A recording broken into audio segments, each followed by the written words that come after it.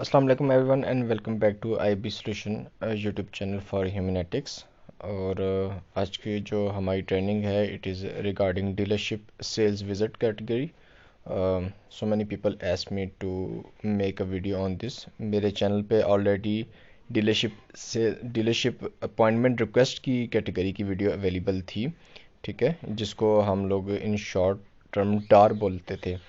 और अब ये कैटेगरी जो है वो रीवैम्प कर दी गई है एज एन DSV कैटेगरी।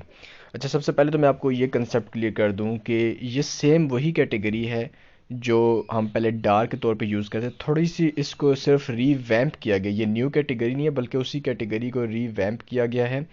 कुछ इन्फॉर्मेशन इसमें चेंज की गई हैं और इसके नेम को इस वजह से चेंज किया गया ताकि ये स्पेसिफाई कर दे कि इस कैटेगरी की जो कॉल्स हैं वो पर्टिकुलरली हम सिर्फ सेल के हवाले से डील कर रहे हैं, ठीक है। तो पहले डीलरशिप अपॉइंटमेंट रिक्वेस्ट थी तो it wasn't actually making some sense कि ये सेल्स की ही कॉल होंगी। जैसे service setup book appointment category है तो उसमें पता चलता है कि ये सर्विस की कॉल होंगी, तो इसी वजह से इन्होंने रिवैम्प किया कि डीलरशिप सेल्स विजिट, कि यानी कि इसमें हम अपॉइंटमेंट की कॉल देख रहे हैं सिर्फ सेल्स के रिलेटेड, ठीक है। और as like all the videos मैं आपको सबसे स्टार्टिंग में हर कैटेगरी का पर्पस बताता हूँ और साथ में ये एक्सप्लेन करता हूँ कि एक कैटेगरी में काम करते हुए कॉल्स डिफरेंट हो सकती हैं, रिकॉर्डिंग्स डिफरेंट हो सकती हैं, लेकिन उस कैटेगरी का या उस पे काम करने का पर्पस हमेशा सेम रहता है। तो अगर आप पर्पस को क्लियर कर लेंगे तो मोस्ट ऑफ द टाइम ऐसा है कि आपकी 90% कॉल तो वैसे ही करेक्ट हो जाती हैं, ठीक है। तो इस कैटेगरी का पर्पस क्या है? The purpose of the category dealership sales visit is to determine if the agent और caller attempted to schedule a visit to the dealership. सिर्फ और सिर्फ हम ये डिटरमाइन कर रहे हैं कि एजेंट या कॉलर ने सेल्स के लिए यानी कि गाड़ी के सेल परचेज के रिगार्डिंग जो है वो अपॉइंटमेंट सेट की है। इसमें कुछ चीज़ें ऐसी हैं जो कि कुछ लोगों को वाजिया नहीं है, क्लियर नहीं है, या जो लोग US की ऑटोमोटिव इंडस्ट्री से पहले वेल फैमिलियर नहीं हैं उनके लिए कुछ टर्म्स ऐसी होती हैं जो कि उनको डिफ़िकल्ट लग रही होती हैं, ठीक है। वीडियो स्टार्ट करने से पहले मैं आपको एक चीज़ और गाइड कर दूं कि kindly keep your pen pencil notes with you, और जो इंपॉर्टेंट टर्मिनोलॉजीज यूज़ होती हैं वीडियो में वो साथ साथ नोट किया करें और इम्पोर्टेंट पॉइंट्स लिख लिया करें, क्योंकि ऑब्वियस सी बात है कि जब आप काम कर रहे होते हैं तो उस टाइम 1 घंटे की वीडियो दोबारा से देखना आपके लिए पॉसिबल नहीं हो पाता, लेकिन अगर डिटेल्स ऑलरेडी आपके पास किसी पेज वगैरह पे लिखी हुई हैं तो वो आपको काफ़ी आसानी हो जाती है काम करने में, ठीक है जी। सो क्वालिफाइड और अनक्वालिफाइड एजेंट का कंसेप्ट सबको पता है। शायद कुछ लोग ऐसे हों चैनल पे जो सिर्फ पर्टिकुलरली इस वीडियो को देखने आए हों, तो उनके लिए मैं एक्सप्लेन कर देता हूँ। क्वालिफाइड एजेंट वो होता है जो कि कस्टमर के कंसर्न को ओवर दी कॉल असिस्ट कर दे, यानी कि कस्टमर जिस मसले के लिए आया था वो मसला उसका हल कर दे, या फिर वो कस्टमर को बोले कि सर आपके इस मसले के रिगार्डिंग मैं डिटेल्स चेक करके आपको कॉल बैक करके असिस्ट कर दूंगा। तो सेम पर्सन अगर कस्टमर को असिस्ट करेगा ओवर द सेम कॉल या कॉल बैक प्रॉमिस करेगा तो he gonna be the qualified person. इसी तरह से अगर कोई एजेंट जिसका कस्टमर खुद पूछता है, फॉर एग्जांपल कस्टमर कहता है I need to talk to Jason, और जेसन कॉल पे आ जाता है तो that means he is a qualified person, क्योंकि उसी से ही उसने बात करनी थी कस्टमर ने। और अनक्वालिफाइड एजेंट इसी के बरक्स अगर आप देखते हैं इसके अपोजिट कि वो पर्सन, वो एजेंट जो कि कस्टमर के इशू सॉल्व नहीं कर सकता या कस्टमर के इशू की रेजोल्यूशन के लिए वो कस्टमर को कहता है कि किसी और से कॉल बैक करवा दूंगा, मैनेजर से या फलां बंदे से, सेल पर्सन से या किसी से भी, ठीक है, तो वो फिर अनक्वालिफाइड एजेंट हो जाता है। इसी तरह से जो आंसरिंग मशीन होती है जिसको वॉइस मेल आप बोलते हैं, जिसमें कस्टमर मैसेज छोड़ देता है, वो भी अनक्वालिफाइड एजेंट ही होता है क्योंकि कस्टमर ने मैसेज छोड़ा अभी तक उस कॉल पे उसका इशू सॉल्व नहीं हुआ, ठीक है।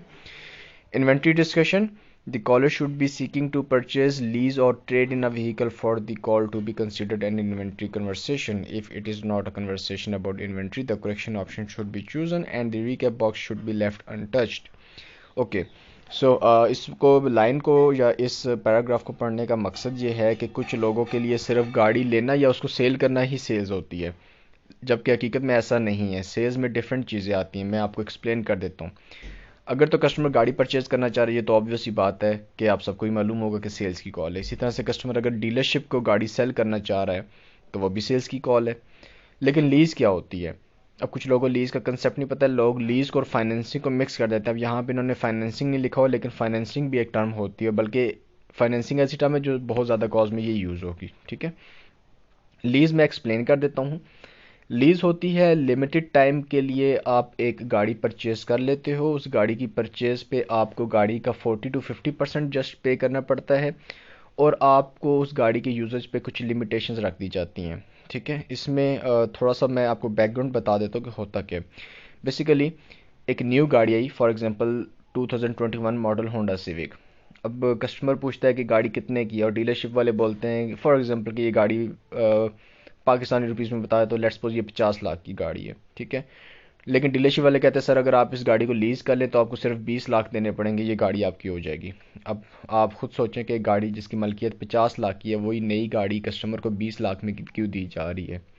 ठीक है, तो इसके साथ कुछ लिमिटेशन होती हैं कस्टमर पे। लिमिटेशन क्या होती है कि लीज जो होती है उसके डिफरेंट टर्म्स होते हैं, 3 साल, 4 साल, 5 साल। ठीक है, ये लिमिटेशंस होती हैं कि आप 3 साल के लिए, 4 या 5 साल के लिए गाड़ी लीज कर सकते हैं, और उस लीजिंग के टाइम ड्यूरेशन में आपको एक लिमिट भी दी जाती है कि आप इस टाइम ड्यूरेशन में इतनी गाड़ी ड्राइव कर सकते हैं। ठीक है, पाकिस्तान में आप जो डिस्टेंस है उसको किलोमीटर्स में काउंट करते हैं, जबकि अब्रॉड में माइलेज में काउंट होता है। ठीक है, आई गेस के एक माइल जो होता है वो 1.5 या 1.6 किलोमीटर होता है, if I am not wrong, I could be wrong as well, लेकिन इन जनरल आपको आइडिया दे रहा हूँ।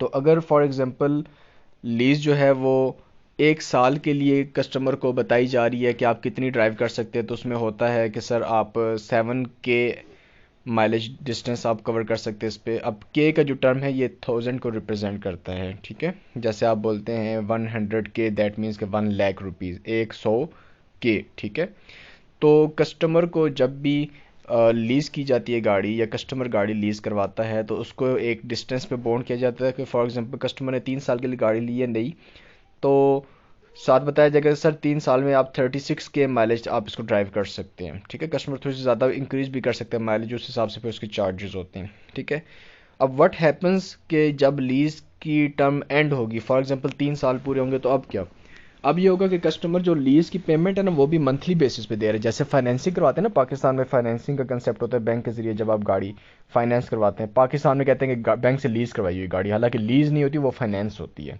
ठीक है, क्योंकि आप यहाँ पे पाकिस्तान में जब बैंक से गाड़ी लेते हैं तो वो गाड़ी आपकी ही मलकियत होती है, आप उस पर इंस्टॉलमेंट देते हैं, उसके बाद गाड़ी आपकी हो जाती है। ऐसा नहीं होता कि आप जो है वो 5 साल बाद बैंक को वापस दे देंगे गाड़ी, राइट।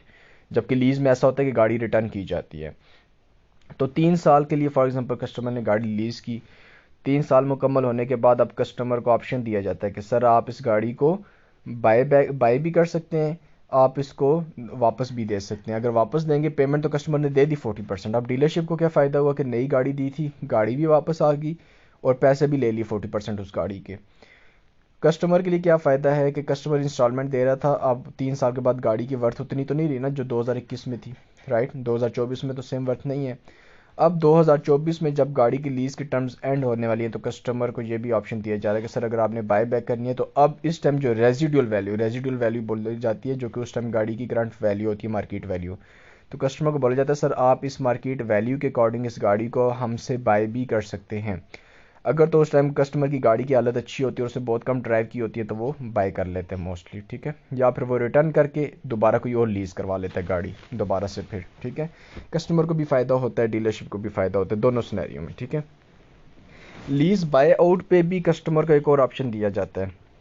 अब फॉर एग्जांपल कस्टमर इंस्टॉलमेंट दे रहा था गाड़ी की, ठीक है, और पाकिस्तानी टर्म्स के अकॉर्डिंग मैं आपको बताया था कि फॉर एग्जांपल 20 लाख रुपए उसने देने थे और इंस्टॉलमेंट दे रहा था वो। ठीक है, अब उसके पास गाड़ी की वैल्यू लेट्स सपोज उस टाइम हो गई है 40 लाख रुपए। ठीक है, अब उसके पास 20 लाख रुपए फिर भी उसने देने हैं, और तो अब वो अगर उसके पास 20 लाख रुपए इकट्ठे नहीं पड़े हुए और वो गाड़ी फिर भी लेना चाह रहा है, मतलब रखना चाह रहा है, तो वो क्या करेगा, किसी बैंक के थ्रू गाड़ी को फाइनेंस करवा लेगा। अब जो गाड़ी की वो इंस्टॉलमेंट देगा ना, वो फाइनेंसिंग की इंस्टॉलमेंट देगा, लीज की इंस्टॉलमेंट नहीं देगा। लीज की जो इंस्टॉलमेंट होती है, अच्छा एक और चीज़ भी ऐड कर देता हूँ आपके नॉलेज के लिए वैसे ये, ठीक है, कि लीज की जो पेमेंट होती है ना वो कंपनी को दी जाती है। फॉर एग्जांपल होंडा की गाड़ी अगर लीज की ना, तो होंडा फाइनेंशियल्स वालों को इसकी पेमेंट की जाएंगी। लेकिन अगर गाड़ी फाइनेंस की जा रही है, तो फाइनेंशियल इंस्टीट्यूशन कोई भी हो सकता है।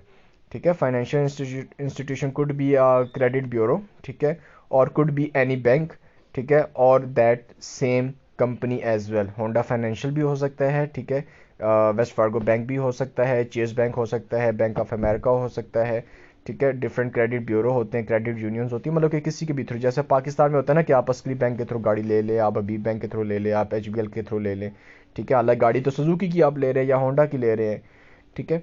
तो ये कुछ टर्म्स थी जो कि मैंने समझा कि आपको बता दूं, ताकि आपको बैकएंड में पता भी हो कि यार ये क्यों सेल्स में जा रही है कॉल, होती क्या है ये बेसिकली, इस वजह से ये मैंने आपको एक्सप्लेन की है, ठीक है। उसके बाद एक और इसमें टर्म है ट्रेड इन। ट्रेड इन क्या होता है? एक गाड़ी दे के दूसरी गाड़ी ले लेना 7 पेमेंट्स दे के, ठीक है। फॉर एग्जांपल कस्टमर के पास 2003 मॉडल गाड़ी थी, उसको 2020 मॉडल चाहिए। अब उसने 2003 वाली नहीं रखनी, तो वो कहता है यार ये 2003 वाली ले लो, साथ कितने पैसे लोगे मुझे दूसरी गाड़ी दोगे, तो उसको बोला जाता है ट्रेड इन। एक गाड़ी दे के दूसरी गाड़ी ले लेना, ठीक है। तो ये सारी जो टर्मिनोलॉजीज़ हैं या ये जो सारी टर्म्स हैं, ये सेल्स के अपॉर्चुनिटी होती है, ठीक है। आपने सिर्फ सेल्स में ये कंसिडर नहीं करना है कस्टमर गाड़ी जो है वो सेल की है या परचेज़ की है, तो उसी को सिर्फ आपने सेल कंसिडर करना है, ठीक है। Okay, so let's move to the next point कि इसी इन्वेंटरी डिस्कशन में लिखा हुआ है कि अगर कॉल सेल के रिलेटेड नहीं होगी तो ऐसी कॉल्स करेक्शन के ऑप्शन में आप पुट करेंगे, और ऐसी कॉल में रीकैप बॉक्स फिल नहीं करेंगे। अब ये रीकैप बॉक्स क्या बुलाया, अगर आप लोगों ने पहले नहीं की ये कैटेगरी, तो रीकैप बॉक्स होता है आपकी जो सेल्स की कॉल होती है, इसमें आपको इस कैटेगरी के अंदर सिर्फ ये होता है, ठीक है, बाकी कैटेगरीज में नहीं है। इसमें आपको एक बॉक्स दे दिया जाता है लेफ्ट साइड पे फिल करने के लिए, उसमें आप टाइप कर सकते हैं। अगर आप उस बॉक्स को टाइप करते हैं तो फिर आपको इसी कैटेगरी पे, वैसे तो आपको जो DSV कैटेगरी है इसकी 7 सेंट मिल रहे हैं एक रिव्यू के, लेकिन अगर आप किसी कॉल का रीकैप बॉक्स फिल करते हैं तो याद रखिएगा पहली बात तो ये कि रीकैप बॉक्स सिर्फ इन्वेंट्री डिस्कशन वाली कॉल्स का ही फिल कर सकते हैं आप, ठीक है। अगर वो कॉल इन्वेंट्री डिस्कशन के अलावा है तो फिर आप उसको एम्प्टी छोड़ देंगे। और अगर आप बॉक्स फिल करते हैं तो इसमें बेनिफिट क्या है? बेनिफिट ये है कि आपको उस कॉल को ऑलमोस्ट डबल पे किया जा रहा है, ठीक है। 13 to 13.7 सेंट आई गेस इसका आपको पे किया जाता है एक कॉल का, ठीक है, जो कि रफली पाकिस्तानी जो है वो एज़ पर डॉलर कन्वर्जन जो भी करंट रेट चल रहा होता है वो 20 से 23 रुपये के दरमियान अमाउंट बनती है।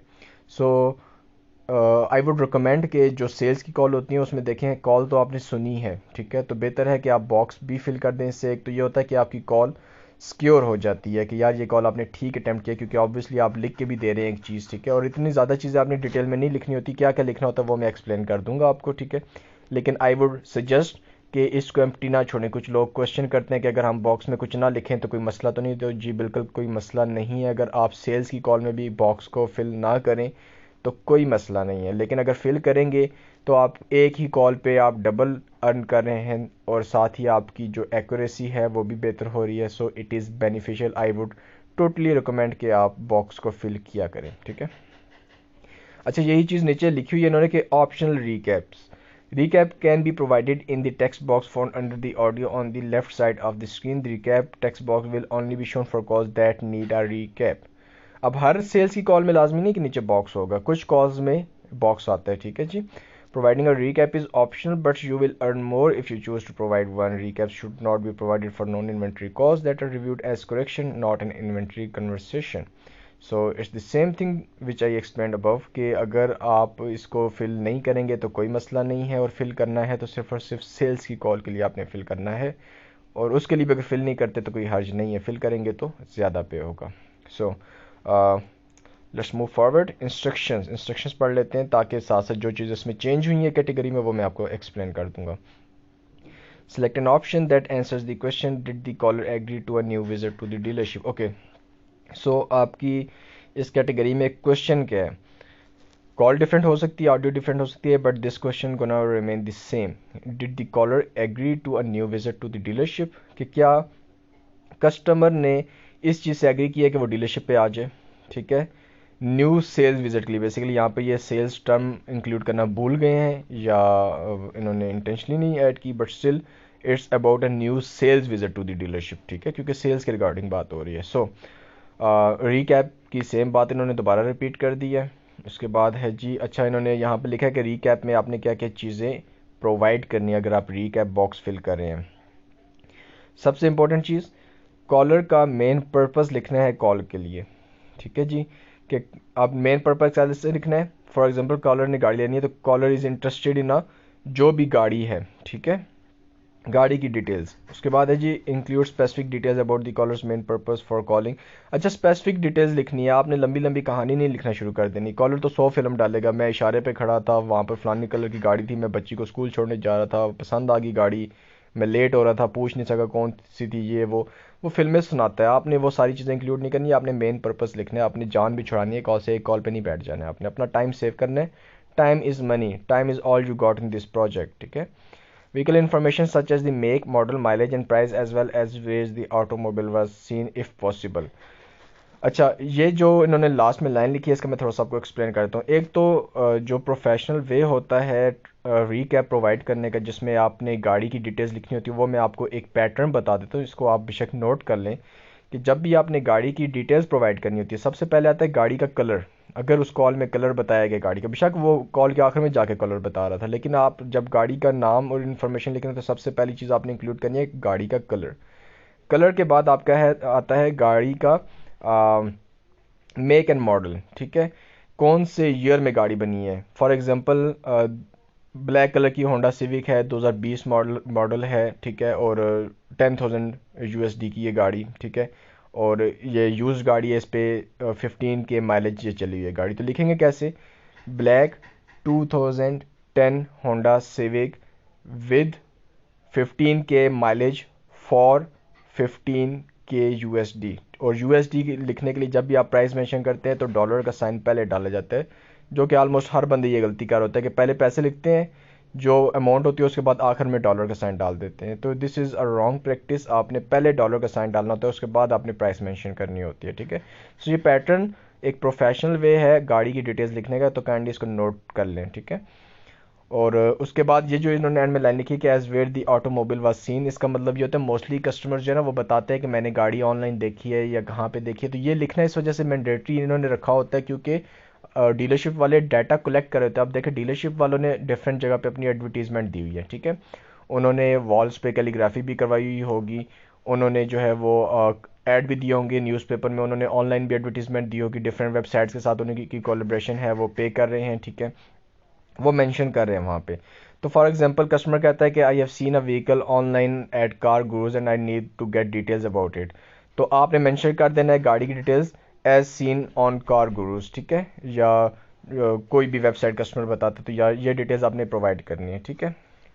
उसके बाद नीचे है कि if specific details are not provided describe the general details. अब कस्टमर समटाइम कहते हैं यार मैंने एक गाड़ी देखी है, इशारे पे रुका हुआ था, गाड़ी का मुझे नेम मॉडल नहीं पता, ऐसी ऐसी गाड़ी थी। तो वो जो भी स्पेसिफिक इन्फॉर्मेशन वो बता रहा है, जिसके बाद आपको कॉल पे डायग्नोज नहीं हो कि यार गाड़ी कौन सी चाहिए, तो फिर आपने वो डिटेल्स लिखनी है जो कि गाड़ी की उसने कस्टमर ने बताई हैं, ठीक है जी। उसके बाद एजेंट ने जो रिस्पॉन्स दिया वो भी लिखना है। जब फॉर एग्जांपल किसी कॉल में कॉलर ने डिटेल्स बताई और उसको नहीं पता थी गाड़ी कौन सी थी और एजेंट ने रेक्टिफाई कर लिया है कि कौन सी गाड़ी थी, तो फिर आपने फिर भी गाड़ी की डिटेल्स लिखनी है जो एजेंट ने बताई कि ये वाली गाड़ी थी और कस्टमर एग्री कर जाता है कि हाँ यार ये वाली गाड़ी थी, ठीक है। और एक और चीज़ आपने लाजमी लिखनी है, ये मैंडेटरी है कि अगर कॉल पे अपॉइंटमेंट सेट हुई है, नहीं हुई है, या ऑफर हुई थी और सेट नहीं हुई, ये आपने लाजमी मेंशन करना है, ठीक है जी। All appointment outcome details should be included in the recap. If an appointment is not discussed the summary should state that an appointment was not discussed, ठीक है जी। अब सेल्स की कॉल है लेकिन वहाँ पे अपॉइंटमेंट का कहीं जिक्र नहीं हुआ, तो आपने रीकैप में लिखना है कि an appointment was not discussed या an appointment was never been discussed, जो भी आपको टर्म समझ आती है, ठीक है। लेकिन अगर फॉर एग्जांपल अपॉइंटमेंट सेट हुई है तो आपने लिखना है an appointment is set for Saturday at 2 PM या जो भी टाइमिंग है, ठीक है। I hope I just explain it well. यही डिटेल्स आपकी जब अगर आप कॉल रिकैप की कैटेगरी में जाते हैं तो वहाँ पे भी काम आएंगी। Okay, so let's move on to the points के पॉइंट्स क्या हैं। अभी मैंने सर्विस सेटअप बुक की कैटेगरी बनाई थी, इसकी जो ट्रेनिंग थी it was almost same to this one, ठीक है, कि पहले 45 मिनट का टाइम इंटरवल होता था, अब इन्होंने 1 आवर का टाइम इंटरवल कर दिया है कि अगर कस्टमर की टाइम रेंज जो है वो 1 आवर के दरमियान में है, ठीक है, या कस्टमर स्पेसिफिक टाइम का बताते हैं डीलरशिप पे आने का, तो वो तमाम तर डिटेल्स आपने फर्स्ट ऑप्शन में इंक्लूड करनी है। फर्स्ट ऑप्शन क्या है जी, एट अ स्पेसिफिक टाइम और range of time within 1 hour. इसमें एक दो चीज़ें और भी इन्होंने थोड़ी सी रेक्टिफाई कर दी हैं, जैसे कि अगर आप एग्जांपल नंबर 4 देखते हैं यहाँ पे, तो कस्टमर कहता है कि I will try to go test drive it at noon. तो नून क्या होता है जी, दिन का टाइम, 12 बजे का टाइम। तो देखे कहीं पे कोई बंदा ये नहीं कहेगा कि यार मेरा नून 2 बजे हुआ है, कोई बंदा ये नहीं कहेगा मेरा नून तो 5 बजते हैं, तो तब होते हैं। नून का जो टाइम है ना, जिसको आप दोपहर का टाइम बोलते हैं, ठीक है, जब सूरज आपका पीक पे होता है, वो 12 बजे का ही टाइम होता है। तो अगर कस्टमर टाइम नहीं बताया लेकिन कह रहा है कि I will be there at noon, तो नून का मतलब ये है कि वो 12 बजे आएगा, तो ये स्पेसिफिक टाइम की अपॉइंटमेंट जाएगी। ठीक है, ये पहले इन्होंने स्लाइड्स में मेंशन नहीं किया हुआ था, लेकिन आई गेस मैंने प्रीवियस अपनी जो डार की वीडियो थी उसमें भी ये चीज़ एक्सप्लेन की थी। अगर स्पेसिफिक टाइम बता रहा है तो वो तो ऑब्वियस सी बात है कि इस ऑप्शन में कॉल जाएगी। अगर कोई भी टाइम ऐसा बता रहा है कि मैं 1 घंटे में पहुंच जाऊंगा, मैं 30 मिनट में पहुंच जाऊंगा, मैं 45 मिनट में पहुंच जाऊंगा, तो भी वो आपने कॉल फर्स्ट ऑप्शन में डालनी है। ठीक है, कस्टमर अगर अपॉइंटमेंट के बगैर डीलरशिप पे आया, कहता है मैं डीलरशिप पे हूँ ऑलरेडी, तो भी वो फर्स्ट ऑप्शन में कॉल जाएगी, क्योंकि देखो वो 1 आवर के दरमियान में टाइम आ रहा है ना, कि वो ऑलरेडी वहीं पर है, डीलरशिप पे ही है। ठीक है, तो वो भी आप उस कॉल को इस ऑप्शन में ही डालेंगे। ओके, सो नेक्स्ट देख लेते हैं। अच्छा, इसमें एक और चीज़ कि कस्टमर अगर कह रहा है कि यार मैं ना कुछ देर में डीलरशिप पे आ जाऊंगा, और एजेंट कहता है अच्छा सर 2 बजे का अपॉइंटमेंट सेट कर दूं, कस्टमर कहता है हाँ ठीक है सेट कर दो, तब भी कॉल जो है वो फर्स्ट ऑप्शन में जाएगी। हालांकि कस्टमर ने तो टाइम क्लियर नहीं किया था, लेकिन एजेंट ने सिस्टम में अपॉइंटमेंट फिक्स टाइम की डाली है। ठीक है, लास्ट में यही चीज़ लिखी है जो अभी मैंने ऊपर एक्सप्लेन किया कि कस्टमर अगर अनस्केड्यूल्ड वॉक इन की तरह आ गया, उसकी ऑलरेडी कोई अपॉइंटमेंट नहीं थी, कस्टमर कह रहा था कि यार मैं यहाँ से गुजरा था डीलरशिप के सामने से, वो फलां गाड़ी आपकी देखी मुझे बड़ी पसंद है, ये मैं डीलरशिप में आ गया, एजेंट कहता है ठीक है सर मैं किसी को भेजता हूँ आपको हेल्प करने के लिए। तो ऐसी कॉल में भी फर्स्ट ऑप्शन में ये अपॉइंटमेंट सेट होगी, क्योंकि कस्टमर डीलरशिप पे आ चुका है। हालांकि लाजमी नहीं है कि आप कॉल पे ये वर्ड ही डिटेक्ट करें कि यार अपॉइंटमेंट वर्ड यूज़ हुआ है तो तभी अपॉइंटमेंट जाएगी। कस्टमर कहता है I will be there for test drive.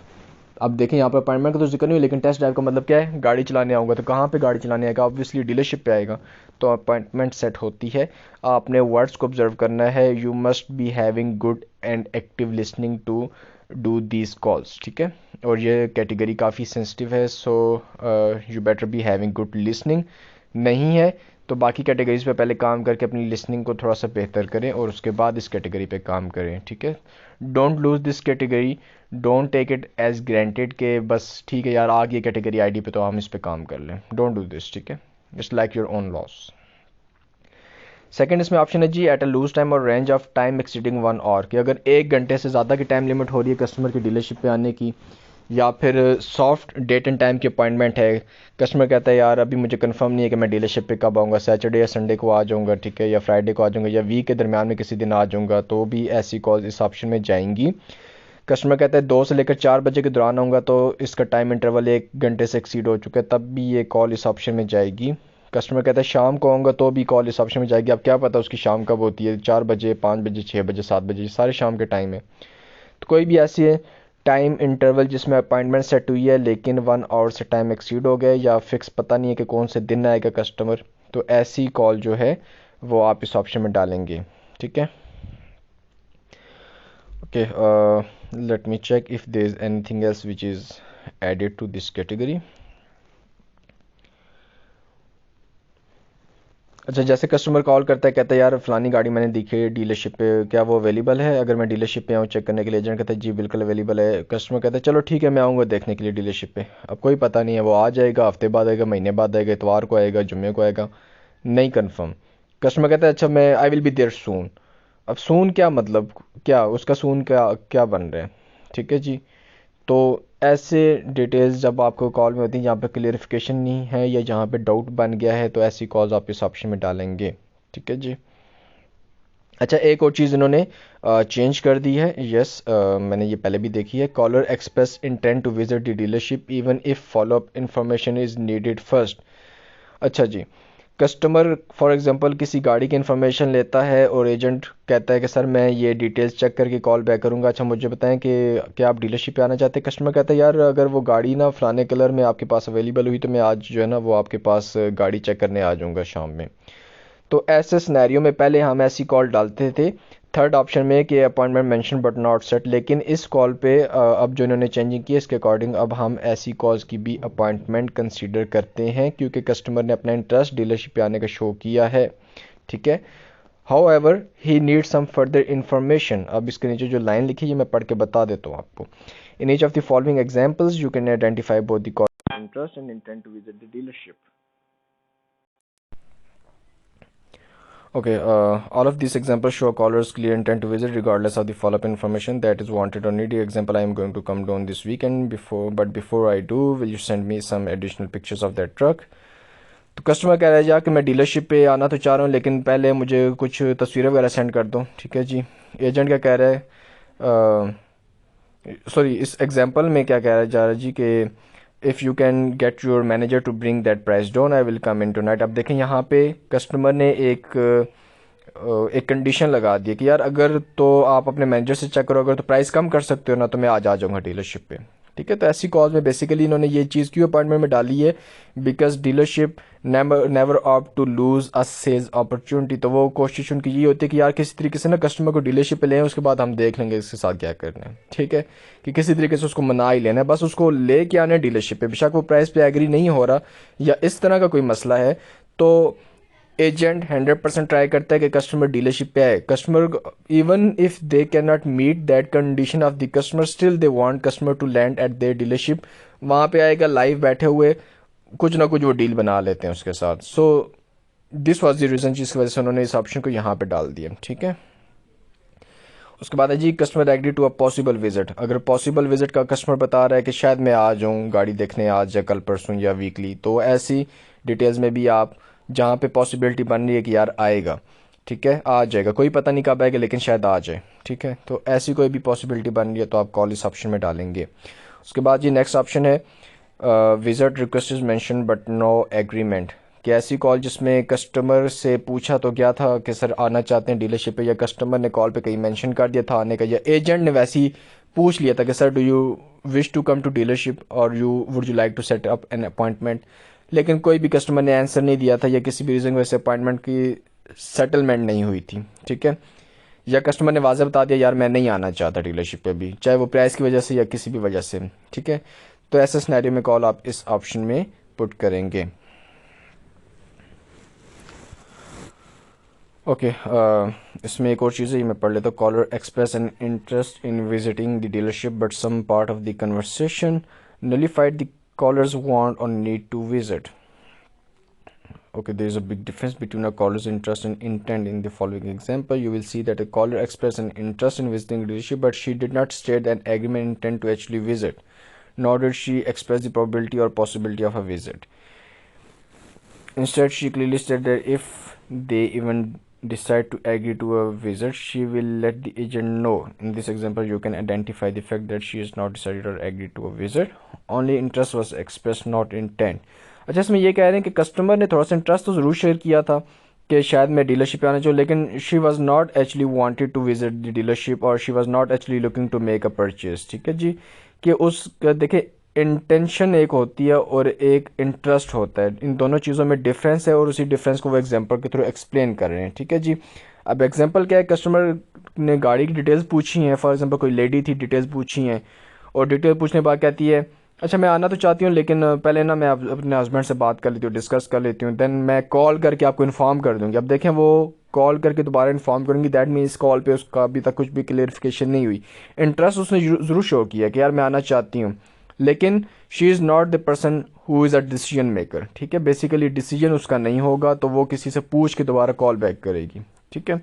एक और एग्जांपल देख लेते हैं। I saw car I am interested in at your dealership और at your website and I was thinking of coming down this weekend if it has everything I am looking for, ठीक है। अब देखें interest तो show कर रही है, ये भी कह रही है कि मैं आना चाहती हूँ, लेकिन कब आऊँगी, अगर इस गाड़ी में वो सारी चीज़ें जो मुझे चाहिए, फॉर एग्जांपल अगर वो गाड़ी की चीज़ें हैं नहीं तो मैं नहीं आऊँगी, ठीक है।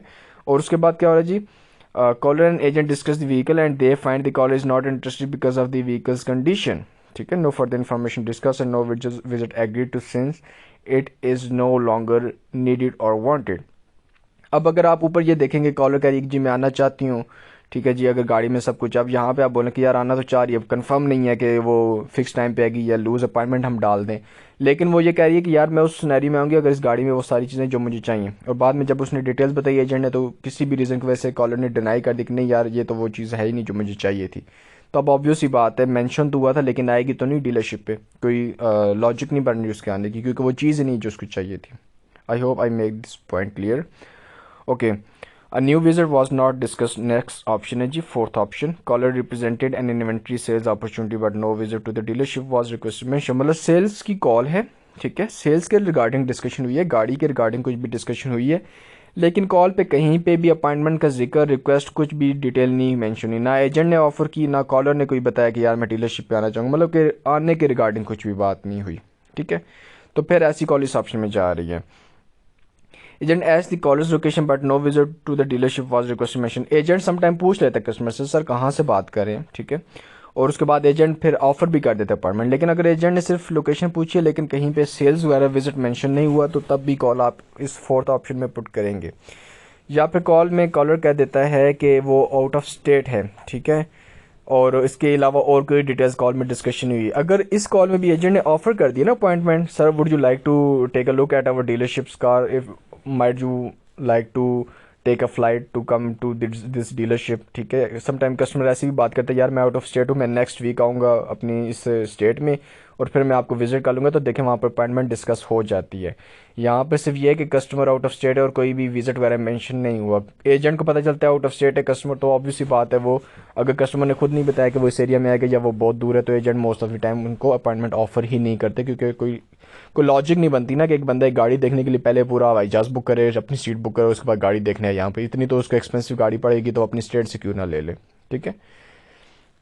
सो नेक्स्ट ऑप्शन, कॉलर एस about delivery shipping but no visit to the dealership was requested mention. अच्छा, कस्टमर ने डिलीवरी या शिपिंग की डिटेल्स पूछ ली कि यार do you guys ship vehicle to other state, sometime पूछते हैं, ठीक है, तो एजेंट प्रोवाइड करते हैं जी सर बिल्कुल हम शिपिंग करते हैं। अब ये जनरल इन्फॉर्मेशन ले रहे हैं, कस्टमर ये नहीं कहा कि यार मैं ये गाड़ी लेना चाह रहा हूँ आप ये गाड़ी मुझे शिप कर देना, अगर तो वो गाड़ी बुक कर रहे हैं ना, ठीक है, कि वो कह रहा है कि यार मैं पे कर दूंगा या फाइनेंस कर लूँगा लेकिन गाड़ी शिप कर देना, फिर तो अपॉइंटमेंट सेट होगी। एजेंट बाकायदा बताएगा कि सर फलानी डेट को शिप की जाएगी गाड़ी आपको फलानी डेट को मिलेगी, वो तो फिर ऑब्वियस बात है अपॉइंटमेंट है, लेकिन सिर्फ डिटेल्स पूछ रहे हैं यार do you guys deliver to other state as well या do you guys ship the vehicle to other state. तो ऐसे सिनेरियो में अगर आगे कोई विजिट वगैरह की डिस्कशन नहीं हुई तो कॉल आप फोर्थ ऑप्शन में इसको कर देंगे डिपॉजिट, ठीक है। So next option, caller clearly mentioned that he or she already has an existing visit scheduled and he or she is now calling to discuss additional details or reschedule the upcoming appointment. Okay, so customer की already appointment है, अब वो call करके further information ले रहा है या अपनी अपॉइंटमेंट को रीस्केड्यूल कर रहे हैं, तो ऐसे सिनेरियो में कॉल आप फोर्थ ऑप्शन में डालेंगे, क्योंकि देखें ऊपर क्वेश्चन क्या है, क्वेश्चन ये है कि if a new visit is scheduled, if a new visit appointment is scheduled, तो देखें ये न्यू विजिट तो नहीं है ना, ऑलरेडी अपॉइंटमेंट है, उसके सिस्टम में अपॉइंटमेंट डली हुई है, उसी अपॉइंटमेंट को ओपन करके एजेंट ने उसमें एडिशनल चीज़ें ऐड करनी है या उसका टाइम चेंज कर देना है, तो ऐसे सिनेरियो में भी कॉल आप फोर्थ ऑप्शन में ही डिपॉजिट करेंगे, ठीक है। नेक्स्ट में देख लेता हूँ if there is anything else to discuss in this option. No, there is nothing else to discuss in this option, सिर्फ एग्जांपल्स है, that could be like thousands of examples जो कि आप खुद भी रीड कर सकते हैं। सो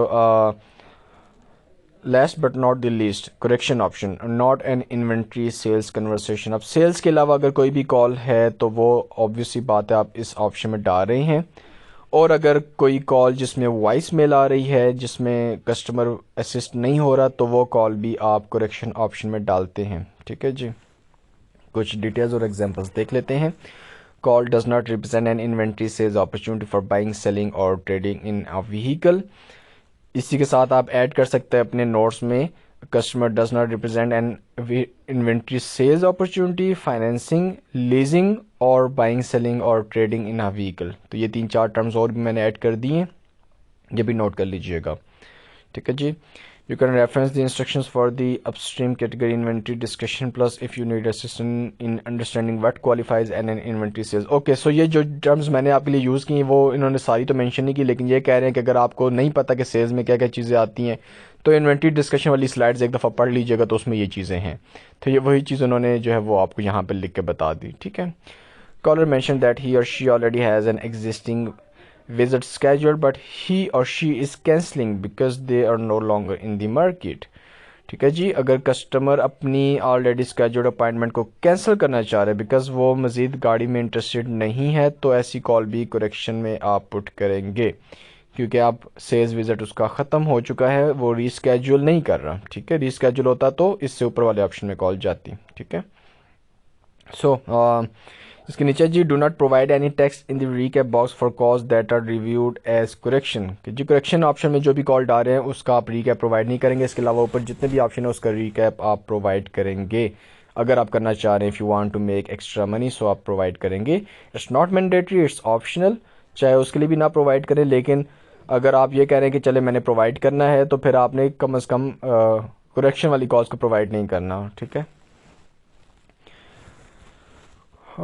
इसके अलावा अनफेमिलियर लैंग्वेज में आपको पता है इंग्लिश के अलावा किसी और लैंग्वेज की कॉल आए तो वो आप अनफेमिलियर लैंग्वेज में डिपॉजिट कर देते हैं। अच्छा, कुछ टर्म्स इस कॉल के एंड पे, सॉरी इसके ट्रेनिंग के एंड पे मैं आपके साथ शेयर कर देता हूँ, जो कि सेल्स के तौर पे कंसिडर होती हैं, जो कि बहुत ज़्यादा कॉल्स आती हैं। एक होता है क्रेडिट फॉर्म या क्रेडिट एप्लीकेशन के बारे में इंफॉर्मेशन, ऐसी कॉल्स सेल्स की ही कॉल होती हैं। क्रेडिट एप्लीकेशन फॉर्म क्या होता है? कस्टमर जब गाड़ी फाइनेंस करना चाह रहा होता है तो कस्टमर का क्रेडिट स्कोर चेक किया जाता है। ये होता क्या है बेसिकली, मैं आपको एक्सप्लेन कर देता हूँ थोड़ा सा। अब पाकिस्तान में अगर आपने गाड़ी बैंक के थ्रू फाइनेंस करनी हो तो हर बंदा बैंक के ज़रिए गाड़ी फाइनेंस नहीं कर सकता, राइट? ये तो चीज़ आप सबको पता होगी। क्यों नहीं कर सकता? क्योंकि कुछ एलिजिबिलिटी क्राइटेरिया होता है। सबसे पहले तो वो ये देखते हैं बैंक वाले या गाड़ी फाइनेंसिंग कंपनी वाले कि आपने इंस्टॉलमेंट कहाँ से देनी है। ठीक है, आप कुछ कमा भी रहे हैं, कहीं जॉब कर रहे हैं, कर रहे हैं, तो कितनी सैलरी है आपकी। ठीक है, तो ये आपकी एलिजिबिलिटी क्राइटेरिया होता है। जैसे पाकिस्तान में मेरे ख्याल से 40 to 50,000 मिनिमम रिक्वायरमेंट होती है सैलरी की टू फाइनेंस अ व्हीकल। ठीक है जी। इसी तरह से अब्रॉड में बहुत सी जो इकनॉमी है, बल्कि आलमोस्ट सारी इकनॉमी ही क्रेडिट के थ्रू चल रही होती है। ठीक है, लोग आप ये कह लें कि मकरूज़ ही पैदा होते हैं और मकरूज़ ही मर जाते हैं। मोस्टली इस तरह का उनका सिस्टम डेवलप्ड है। ठीक है जी। तो वहाँ पे कस्टमर का जितना क्रेडिट स्कोर अच्छा होता है उसको उतने ही बेनिफिट मिलते हैं। अब क्रेडिट स्कोर होता क्या है, इसको भी मैं आसान वर्ड्स में आपके लिए एक्सप्लेन कर देता हूँ।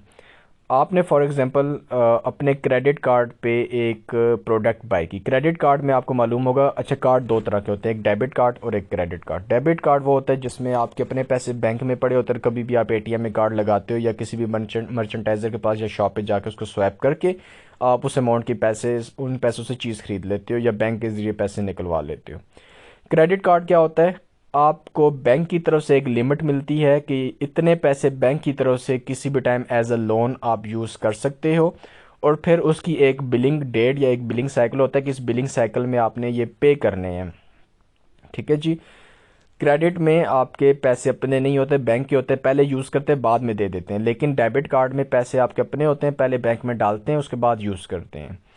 तो अब्रॉड में ऐसे होता है कि जब आप क्रेडिट कार्ड के थ्रू यानी कि बैंक के पैसे यूज़ करते हुए कोई प्रोडक्ट लेते हो और उसके बाद बिलिंग डेट के अंदर ही यानी कि बिल ड्यू होने से पहले पहले आप उसको पे ऑफ कर देते हो, वापस कर देते हो बैंक को, तो पैसे तो आपने वापस कर दिए, लेकिन इसके बदले में आपका एक हिस्ट्री बैंक के साथ बन रही है, एक आपका ट्रस्ट डेवलप हो रहा है, उसके बदले में आपको कुछ पॉइंट्स मिल रहे हैं depending on the amount you are using with the bank. ठीक है, तो उस पॉइंट के बदले ना आपको जज किया जाता है कि आप कैसे सिटीज़न हो। आप एक अच्छे सिटीज़न हो, आप एक एवरेज सिटीज़न हो, आप एक रिच सिटीज़न हो, आप एक गरीब सिटीज़न हो। ये सारी कैटेगरीज आपकी क्रेडिट स्कोर पे मैटर करती हैं। ठीक है, तो उस क्रेडिट स्कोर को चेक करने के लिए बेसिकली वो क्रेडिट स्कोर होता है ना, वो एक आपकी पर्सनल प्रॉपर्टी होती है। जैसे आप हर बंदे का पाकिस्तान में बैंक अकाउंट बैलेंस नहीं चेक कर सकते, इसी तरह से वहाँ पे आप हर बंदे का क्रेडिट स्कोर खुद नहीं चेक कर सकते। क्रेडिट स्कोर चेक होता है आपकी क्रेडिट कार्ड कंपनी के थ्रू यानी कि बैंक के थ्रू। जैसे पाकिस्तान में बैंक की स्टेटमेंट होती है ना, जिससे आपको पता चलता है आप किसी भी जगह, फॉर एग्जांपल आप हबीब बैंक के थ्रू गाड़ी जो है वो लेना चाह रहे हो, आपका जो बैंक है वो स्टैंडर्ड चार्टर में है, आपके बैंक अकाउंट है। ठीक है जी, और चेक करनी है जी कि सैलरी क्या है, आपकी सैलरी आ भी रही है नहीं आ रही। तो जो हबीब बैंक वाले हैं वो स्टैंडर्ड चार्टर के पास जाएंगे आपकी एक एप्लीकेशन के थ्रू कि जी इस बंदे के हमने क्रेडिट स्कोर, सॉरी हमने इस बंदे की बैंक स्टेटमेंट चेक करनी है। वहाँ पे भी सेम यही प्रोसीजर है, सिर्फ टर्म डिफरेंट है कि वहाँ पर वो चेक करते हैं क्रेडिट स्कोर। तो उस क्रेडिट स्कोर को चेक करने के लिए कस्टमर की परमिशन लाजमी होती है, और परमिशन के लिए वो क्रेडिट एप्लीकेशन फॉर्म फिल किया जाता है। तो आप देखें डीलरशिप पे अगर क्रेडिट एप्लीकेशन फॉर्म फिल हो रहा है ना, या उसकी डिटेल्स कस्टमर ले रहा है, तो डेफिनेट सी बात है वो किसी गाड़ी में इंटरेस्टेड है, इसी वजह से ले रहा है। अब क्रेडिट स्कोर या क्रेडिट इन्फॉर्मेशन या फॉर्म जो होता है ना, वो सिर्फ गाड़ी के लिए नहीं होता, वो कस्टमर कोई और प्रोडक्ट इलेक्ट्रॉनिक परचेज करता है, टीवी लेना है, फ्रिज लेना है, कुछ भी चीज़ लेनी है, तो वहाँ पे भी वो क्रेडिट स्कोर ही चेक करेंगे उसका। लेकिन अगर डीलरशिप पे कस्टमर कॉल करे तो ऑब्वियस ही बात है यार, उसने फ्रिज लेने के लिए तो डीलरशिप पे आके क्रेडिट एप्लीकेशन फॉर्म फिल नहीं करेगा ना, तो गाड़ी लेने के लिए ही फिल कर रहा है फॉर्म। दैट मीन्स कि ये सेल्स के रिलेटेड कॉल। अब आपने ये नहीं देखना कि यार इसमें तो लीज भी डिस्कस नहीं हुई, फाइनेंसिंग डिस्कस नहीं हुई, इसमें तो cell purchase trade in discuss नहीं हुई, तो ये तो सेल्स की कॉल ही नहीं है, तो ये सेल्स की ही कॉल है। इसी तरह से एक और टर्मिनोलॉजी यूज़ होती है bankruptcy. Bankruptcy sometime caller call करता है, कहता है यार I have been filed for the bankruptcy under the case number, ये केस नंबर बता देता है। अब आप कहेंगे यार ये बैंकरप्सी है, क्या कोई बैंक की डिस्कशन करने लगे, ये तो सेल्स की कॉल नहीं है। ये भी सेल्स की ही कॉल होती है। बैंकरप्सी क्या होती है? बैंकरप्सी क्रेडिट स्कोर से ही रिलेटेड एक टर्म है, थोड़ी सी एक्सप्लेन कर देता हूँ। आई होप कि आपको क्रेडिट स्कोर की इन्फॉर्मेशन समझ आ गई होगी। बैंकरप्सी ये होती है कि कस्टमर ने एक प्रोडक्ट ली थी क्रेडिट स्कोर पे, यानी कि बैंक के पैसों के थ्रू, क्रेडिट कार्ड के थ्रू। अब क्रेडिट कार्ड की जो बिलिंग डेट थी ना, उस बिलिंग डेट पे कस्टमर ने पे नहीं किया। अब उसको लेट फीस चार्जिंग भी पड़ेंगे, उसको इंटरेस्ट रेट भी पड़ेगा, लेकिन उसके साथ कस्टमर की जो क्रेडिट हिस्ट्री है वो भी ख़राब हो रही है। ठीक है जी। अब इस दौरान में कस्टमर की जॉब चली गई या कुछ भी हो गया जिसकी वजह से वो पैसे नहीं दे सका बैंक को, तो कुछ टाइम के बाद बैंक करप्ट हो जाएगा कस्टमर। बैंक करप्सी आपने वैसे ये जनरलाइज तौर पे टर्म सुनी होगी, यार फलाना बंदा बैंक करप्ट हो गया। ठीक है जी, उसने बैंक के पैसे नहीं दिए, फलाना बंदा बैंक करप्ट हो गया, उसकी प्रॉपर्टी जब्त हो गई, या ये हो गया वो हो गया। आई मीन आपने अपनी लाइफ में कहीं ना कहीं ये टर्म सुनी होगी, न्यूज़ में सुनी होगी या कहीं ना कहीं। तो बैंक करप्सी पे कस्टमर अगर डीलरशिप पे कॉल करके कह रहा है जी कि मैं बैंक करप्ट हो गया था और ये मेरा केस नंबर हुआ है, तो वो क्यों बताते हैं? तो बेसिकली ये होता है कि कस्टमर अगर बैंक करप्ट हो जाए तो उसके बाद उसके ऊपर रिस्ट्रिक्शन लग जाती है कि वो गाड़ी लीज नहीं कर सकता या फाइनेंसिंग नहीं कर सकता, लेकिन वो कुछ टाइम के लिए होती है। अगर वो अपनी बैंक करप्सी क्लियर कर देता है तो फिर उसको एनओसी मिल जाता है। ठीक है, नो ऑब्जेक्शन सर्टिफिकेट होता है एनओसी, जो नवाज शरीफ साहब को नहीं मिल रहा। ठीक है जी। तो ये होता है, ये मैं आपके एडिशन एक चीज़ कर रहा हूँ आपके नॉलेज में, कि अगर कस्टमर एनओसी ले लेता है तो उसके बाद उसको कहते हैं कि ये बैंकरप्सी से डिस्चार्ज हो गया है। तो अगर कस्टमर बैंकरप्सी से डिस्चार्ज हो चुका हो तो उसके बाद वो दोबारा से अपना क्रेडिट स्कोर बिल्ट अप करता है, दोबारा से प्रोडक्ट्स लेके, और फिर उसके मुताबिक वो गाड़ियाँ फाइनेंस कर सकता है। तो जब वो डीलरशिप पे कॉल करेगा ना और बैंकरप्सी की टर्म यूज़ करेगा, तो डेफिनेट सी बात है वो ये चेक करना चाह रहे जी कि ये मेरा केस नंबर था, मैं बैंकरप्ट था, अब डिस्चार्ज हो चुका हूँ, तो चेक करो क्या अब मैं एलिजिबल हूँ गाड़ी फाइनेंस करने के लिए, गाड़ी लेने के लिए। तो ये भी सेल्स की ही कॉल है। तो ये कुछ ऐसी इन्फॉर्मेशन है जो यहाँ पे मेंशन नहीं है, लेकिन ये आपके नॉलेज के लिए हैं ताकि आप इन चीज़ों को समझें, बिकॉज कॉल्स इस पे मार्क होती हैं। ठीक है जी। अब ह्यूमैनिटी वालों को नहीं पता कि पाकिस्तान में भी लोग जो है वो फ्रीलांसिंग के तौर पे काम करें, क्योंकि पाकिस्तान में तो पेपैल नहीं है, तो it's none of their concerns कि आपके यहाँ पे आपको इन टर्म्स का पता है या नहीं पता है, लेकिन you must be having automotive industry knowledge for doing this job as a perfect job. ठीक है जी। तो that's it for this DSV category. Really sorry कि मैं इस कैटेगरी को कवर करने में काफ़ी लेट हो गया, so many people requested me for that and unfortunately I was not able to find some time, but finally मैंने इस पे ट्रेनिंग वीडियो बना दिया। I hope it would be helpful for you guys. And one request from my side, अगर तो आपको training videos पसंद आ रही हैं, दो so many people appreciate them as well, तो काइंडली इसको आप लाइक ज़रूर किया करें, कमेंट के ज़रिए मुझे इन्फॉर्म ज़रूर किया करें। अगर मैं आप लोगों के लिए वक्त निकाल के वीडियो रिकॉर्ड करता तो I guess it would be easy for you कि 1-2 मिनट लगा के आप भी कमेंट कर दें।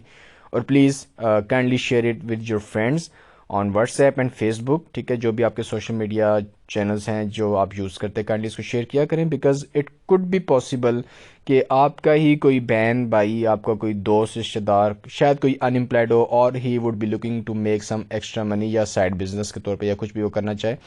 तो हर इंसान को नहीं पता होता कि उसने ऑनलाइन कहाँ से अर्न करना है। सो many people get into online fraud. तो ये एक लेजिमेट चीज़ है जहाँ से लोग अर्न कर सकते हैं। सो इसको शेयर कर दिया गया, लोगों की ट्रेनिंग भी हो जाती है और एक भला भी हो जाता है। ठीक है, और बेहतर है कि कोई अगर आपके थ्रू किसी की कोई सोर्स ऑफ इनकम बन रहा है तो इसका सवाब भी है। ठीक है, so wish you guys all the best of luck. Thank you and अल्लाह हाफिज़।